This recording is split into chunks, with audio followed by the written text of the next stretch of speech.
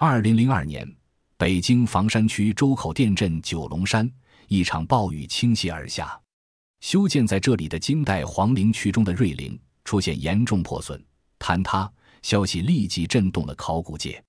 因为这瑞陵主人极不寻常，他是大名鼎鼎的完颜阿骨打，金国的开国皇帝，也是金国葬于北京的第一位帝王。传说中，瑞陵中的金银财宝特别多，甚至比北京明清皇陵里的财宝还要多。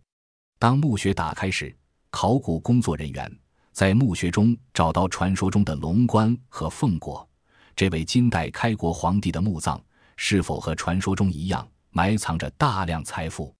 跟随眼见古今，本期视频将带您一起走进北京房山，探寻瑞陵完颜阿骨打墓葬之谜。2002年，北京九龙山下一场暴雨引发山洪后，此地金代皇陵区中瑞陵的石壁受损严重，出现坍塌。消息传出后，北京文研所的金陵考古队专家立即赶往现场，眼前的景象令考古界震动，相关部门决定立即对墓葬进行抢救性发掘。考古界如此重视，是因为这瑞陵主人是大名鼎鼎的完颜阿骨打。北宋时期，东北部的女真族在完颜阿骨打的领导下迅速崛起，建立了大金，而完颜阿骨打就是金国的开国皇帝。金国先是击败了契丹人建立的辽国，成为北方的霸主。虽然完颜阿骨打在大金建立后没多少年就去世了，但他的继任者们继续率领军队攻入北宋都城开封，把北宋王朝推向了灭亡的深渊。在灭辽和灭宋的战争中，辽和宋的巨额财富被金国收入囊中，其数量之巨令人啧舌。而且南宋每年还会向金朝供大量白银和丝绸。因此，关于瑞陵中有大量财富的传言并非空穴来风。有传言甚至说，完颜阿骨打墓中的财富超过了北京城内明清两朝皇帝的陵墓。发掘工作刻不容缓，考古队预期这座帝陵可能有巨量的文物出土。从空中俯瞰，瑞陵在整个金代皇陵区中位于中轴线的顶端，九龙山正中的龙脉之下。九龙山北接连三顶，东有绵延山，西面是几个凸起的山包，西北侧山谷中有泉水向东南方向流淌。风水布局方面显然也颇为讲究。瑞陵在整个金陵区占据着显赫的位置。挖掘开始了，考古专家发现瑞陵的地面上分布着一座巨大的石头阵。首要工作就是破除石头阵，把这些石头搬开。但是这些石头大小不一，很难用人力挪开。事实上，它们小的有400-500斤，大的重达1吨以上。随后，考古队请来吊装公司，使用吊装设备搬运石头。即使这样，搬运一块块巨石依然相当费劲。吊装时，人们发现石头的表面被风化的外表圆润，没有棱角。有人推测，石头可能来自附近的山沟。不过，这些巨大的石头为什么会摆放在陵墓的地面上？是女真人的葬俗，还是有什么特殊用途？吊装石头的过程中，人们还发现这些石头上有朱砂写的文字，如定州、张家等是河北一带的地名。专家们推测，这些字应该是修建陵墓时征调了这些地方的工匠。石头搬完后，众人眼前的是一层整齐结实的黄色夯土层。夯土呈长方形，下面就应该就是墓穴。考古队立即开始挖掘夯土层。令人惊讶的，夯土下面并不是期待的墓穴，出现在人们眼前的是和地表一样的很多巨大的石头。考古队只好继续用吊装设备把这些石头再次搬走。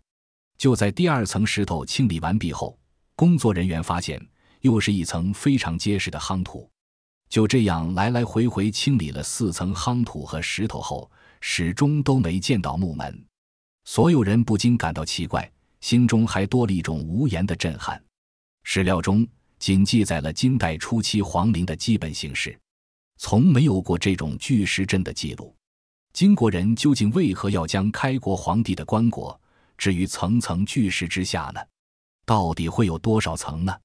就在此时，考古工作人员在墓坑的东北角发现了一个盗洞。盗洞引起众人的担心，如果墓葬曾经被盗挖过，里面的财富可就堪忧了。专家决定挖个探沟看看。探查表明，盗洞深度为 4.5 米，向陵寝的中央位置方向推进了2米。越往里面越窄，由于周遭巨石的存在，盗墓者没能成功进入陵寝。盗洞受阻，无疑证明了这些巨石有防盗的作用。而源源不断的巨石的出现，虽然增加着现场的工作难度，也让人们加深了对墓葬中可能有很多宝藏的期待。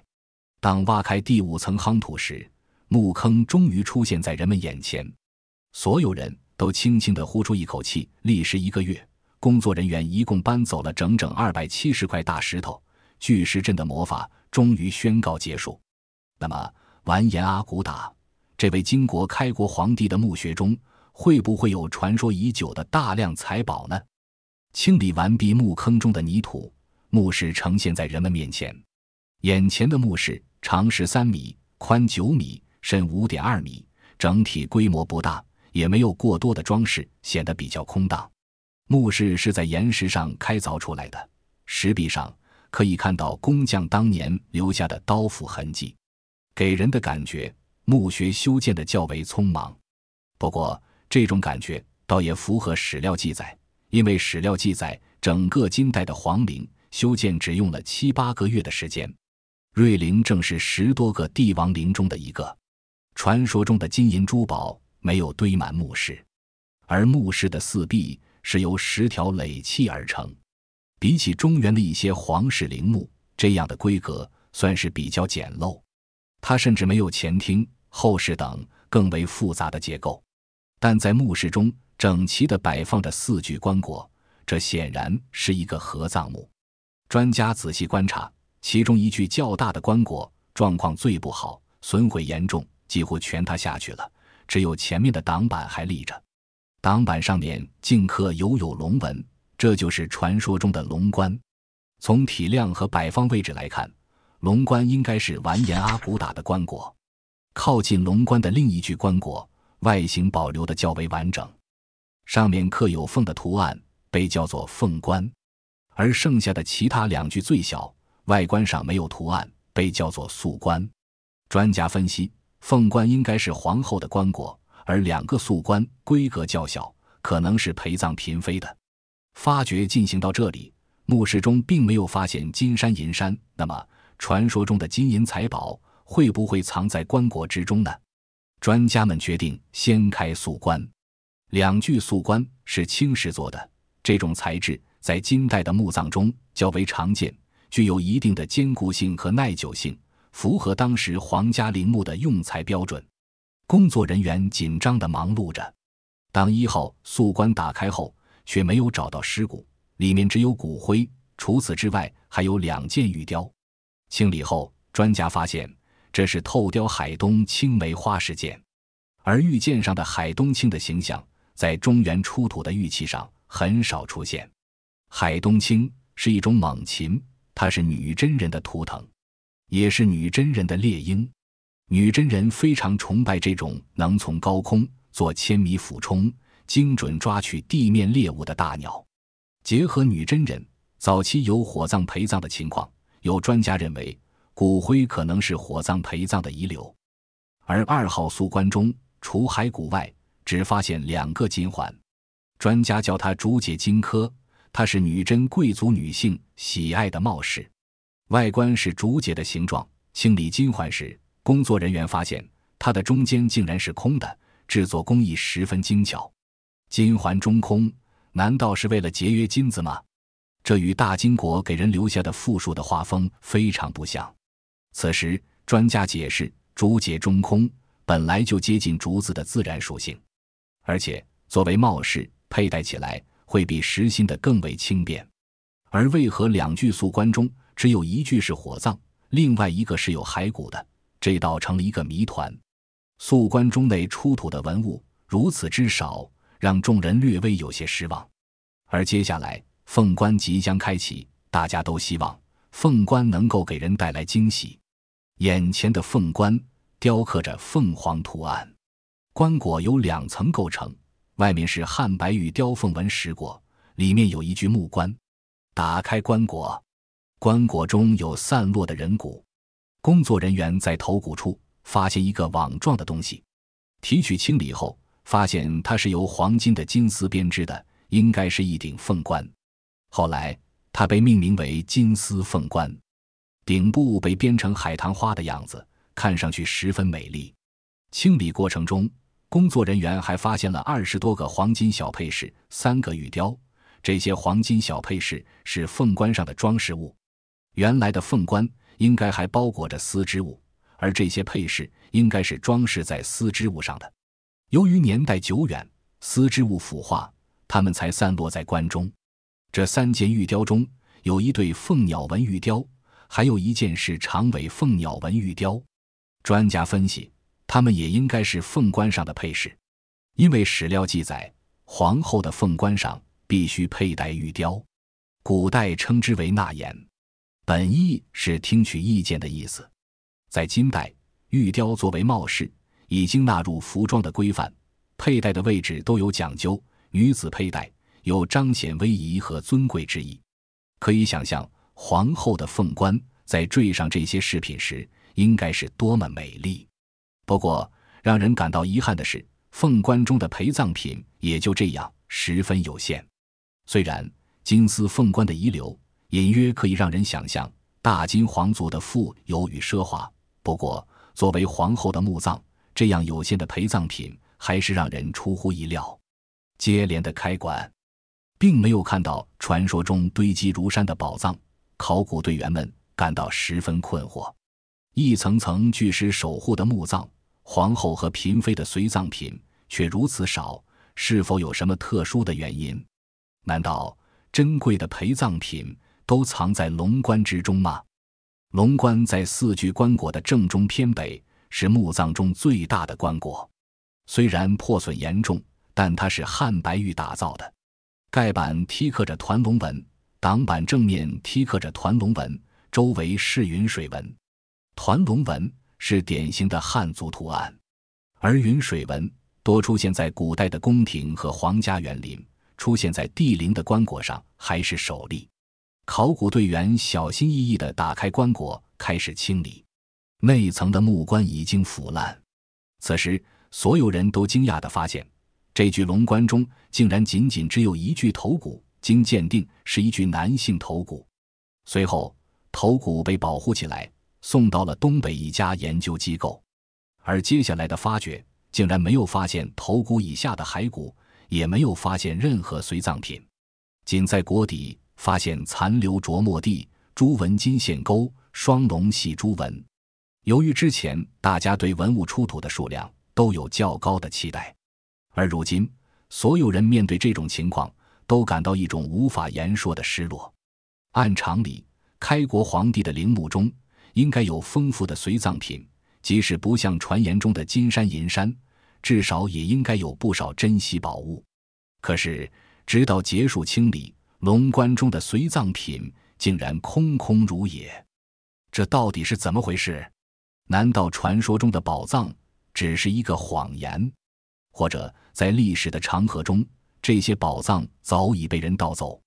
随后那具男性头骨的 DNA 检测和分析出来了，从头骨的特征来看，它与完颜阿骨打的画像以及史料记载相符，只能初步判定是完颜阿骨打。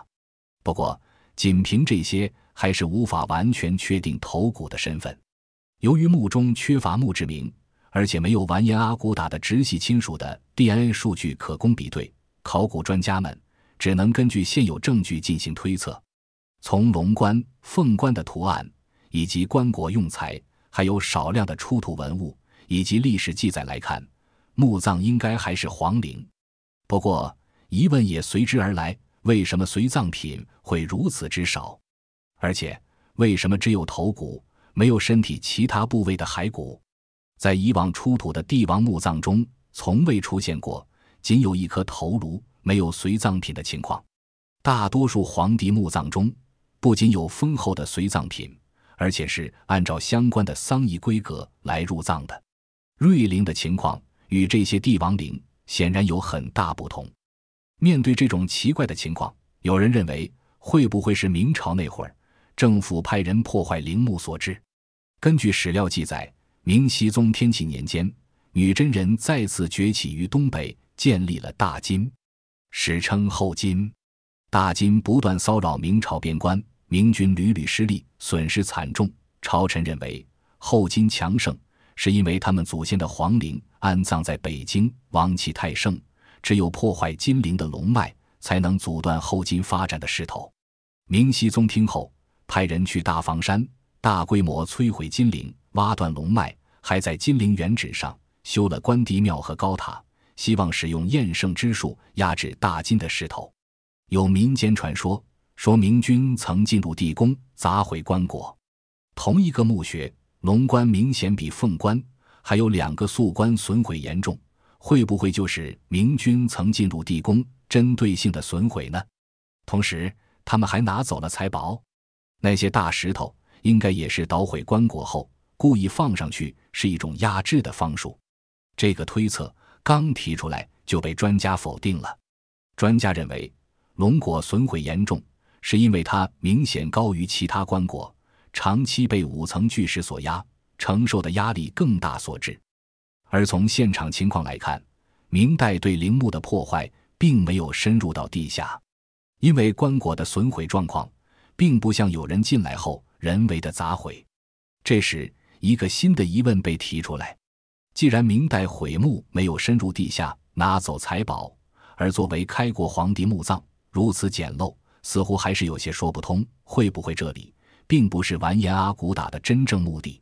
有人回想起1986年的文物普查，在瑞陵旁，村民曾发现过一块石碑，考古队赶到，发现上面刻有瑞宗文武简肃皇帝之陵的字样。这瑞宗是金世宗完颜亮的父亲。完颜亮通过弑君篡位成为皇帝，登基后追封其父为瑞宗。他在位期间曾将父亲的陵墓从东北迁至北京，后来被贬为海陵王。如果此说成立，那么墓中仅存头颅有没有可能不是完颜阿骨打的？因为世宗被贬，牵连其父墓葬中陪葬品较少，这一猜测同样没得到专家的认同。专家们指出，瑞陵位于金国王陵区的核心位置，集中轴线的最顶端，这样的位置只有开国皇帝才有资格享用。瑞宗之号虽然也有瑞字，但完颜阿骨打的墓葬被叫做瑞陵也不是1天2天的事了。那么传说中的财富都去哪儿了呢？墓主身份的谜团是否能够得到进一步的确定？传说中完颜阿骨打臂力惊人，从小就有英雄气质，而阿骨打是他的女真语名字。公元1113年，完颜阿骨打继其兄完颜乌雅术成为女真诸部武斗伯吉列，也就是首领的意思。凭借智慧和勇气，他逐渐统一了女真各部，开始和大辽敌对。公元1115年，完颜阿骨打建立大金，定都上京会宁府，也就是今天黑龙江省哈尔滨市阿城区。这里是金国的首都，也是完颜阿骨打的出葬地。阿骨打一生征战无数，凭借军事才能和政治智慧，使大金迅速崛起。在1123年，完颜阿骨打在伐辽的途中病逝，终年56岁。史料记载，阿骨打去世后，女真人用传统方法白矾、盐对尸体进行了防腐处理，而他的灵柩被运回会宁府北城外下葬。下葬时，墓葬就被叫做瑞陵，又叫金太祖陵。后来阿骨打的墓葬又经历了2次迁葬，先是在1135年迁至阿城胡凯山，与金太宗完颜吴乞买合葬，被叫做和陵。1144年，金熙宗将和陵改回原称瑞陵。再后来到1155年，完颜阿骨打等金国皇帝的灵柩被迁葬至金中都，也就是北京房山的金陵，这时沿用的仍是瑞陵的称呼。由于阿骨打的墓葬有过2次迁移，这种情况引起人们猜测，也许北京墓葬中的财宝少，是因为很多财宝并没有搬到北京，留在了原来的墓葬中。专家和工作人员前往哈尔滨进行进一步的调查，先造访的是完颜阿骨打的出葬陵墓金太祖陵，它在哈尔滨市阿城区南郊2公里处。陵园中有个巨大的土丘，女真人管它叫大宝顶。它的后面有个祭祀殿，祭祀殿下方是一个气象辉煌的地宫，符合人们对帝王墓葬建筑的想象。不过它并不是出葬墓真正的地宫，而是当地为旅游开发所建。真正的阿骨打地宫在大宝顶下面，没有被发掘过。1993年，考古人员进行钻测，发现下面有一个200多平米的空间，它的侧面还有一个小的陪葬宫，约40平米。调查发现，在当年，专家们就通过物探的方法，使用电、磁等进行探查，结果显示，没有金银铜器等陪葬物品的踪迹。看着探测报告，调查人员心里清楚，守葬的墓穴中不太可能大量的财宝了。那么，金太祖陵的第一次移葬地会不会有呢？当年金熙宗请来中原的风水师勘察陵址，修建了豪华的陵墓，将金太宗埋葬于胡凯山，也被称为老母顶子山，并且把金太祖完颜阿骨打也迁来安葬，号为和陵。从这以后，很多金国的王公贵族也在和陵一带安葬。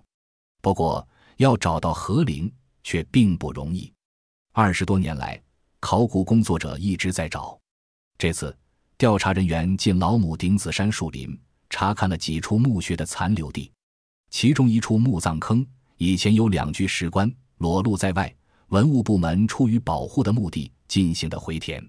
令人匪夷所思的，墓坑周边有巨大的石块，状况和北京瑞陵发掘前的地表很像。由此说明，巨石可能真的和女真人的葬俗有关系。这附近会不会就是和陵呢？目前还无法得出结论，因为当地官方资料并无发掘和陵的记载。在调查中，工作人员还看到一个龟夫，是个奇怪的半成品，脱石坑只挖了一半。这种状况说明，建墓的人得到墓葬要迁移的消息，终止了工作。看到这里，很多观众可能会疑惑，为什么金国要大规模迁移祖宗的墓葬呢？原来，公元1150年，完颜阿骨打的庶长孙完颜亮弑杀堂兄弟金熙宗后，自立为帝。上位后，第一个重大举措就是迁都燕京，也就是今天的北京，号中都。他希望通过江治中心的南移，以摆脱上京会宁府的守旧势力。经过3年多营建，燕京初具规模。当时一些王公大臣以祖宗陵寝在会宁府，不以远离为借口，拒绝随迁。于是完颜亮决定修建陵墓。他派人在北京寻找风水宝地，最终选定房山区的金陵县址。这里被认为是金朝的龙脉所在。经过7、8个月的建设，1155年10月，金陵竣工。完颜亮把大金始祖及诸帝陵柩搬到大房山，其中就包括太祖陵。为了断王公贵族想回老家的念头，完颜亮不仅烧毁了金上京都城，也毁了和陵。完颜亮后来被贬为海陵王，而北京的金陵墓葬区经过海陵王、世宗、章宗、魏少王、宣宗5世60年的营建，成为规模宏大的皇家陵寝。整个陵区面积约为60平方公里。由于和陵被毁，所以阿骨打墓葬的准确地址至今没被找到。从老母子山发现的一些墓葬情况来看，应该是随葬品也一起迁移了。总之，通过寻找，调查人员没有找到传说中的财宝的影踪。既然多处寻访都不曾见到财宝的影踪，财宝去哪儿了呢？有专家认为，瑞陵中随葬品的稀少可能与金代早期的葬俗有关。金代早期的墓葬习俗较为简朴，与后来金朝的繁荣形成了鲜明对比。例如，齐国王墓的奢华陪葬品反映了金朝中晚期的富庶，而完颜阿骨打的瑞陵则可能体现了金代早期薄葬的习俗。至于为什么只有一个头骨无躯干，专家推测可能是墓葬迁移途中出现意外，或者在迁葬过程中遗骸已经腐烂，只有头骨保存下来。尽管多数考古学家和历史学家倾向于认定北京房山的瑞陵为完颜阿骨打的陵墓，但墓葬的发掘依然留下诸多未解之谜。比如，古代中原王朝帝王的陵墓通常以南北方向为中轴线，而阿骨打的瑞陵却面向东南方向。这种特殊的朝向是否和女真族的习俗、风水观念或其他因素有关，目前还没有定论。又如，墓地上数层的大量巨石堆放，除防盗之外，是否还有其他的用途与意义尚不明确。尽管考古发掘的结果和传说中的宝藏丰富相去甚远，但瑞陵的发掘依然具有重要的历史和学术价值，对于研究金代帝王陵寝制度、女真族政治、经济、文化和中国历史都有十分重要的价值。而它的未解之谜也为未来的探索者留下许多课题，激励着人们不断追寻历史真相。本期视频就讲完了，如果您对完颜阿骨打的陵墓有不一样的见解，欢迎在评论区发表意见。喜欢的观众也别忘了点赞关注。眼见古今，与您下期再见。